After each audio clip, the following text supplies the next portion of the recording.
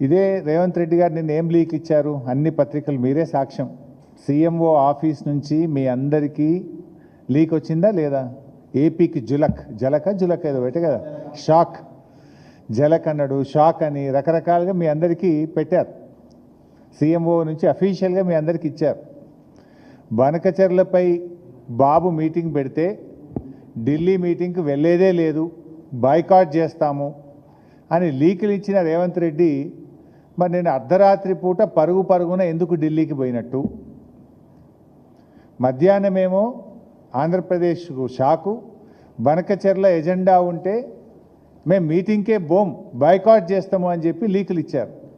మరి రాత్రి జరిగిన చీకటి ఒప్పందం ఏంది? ఎందుకు అంత అర్ధరాత్రి పూట ఢిల్లీకి పరుగున పోయినావు?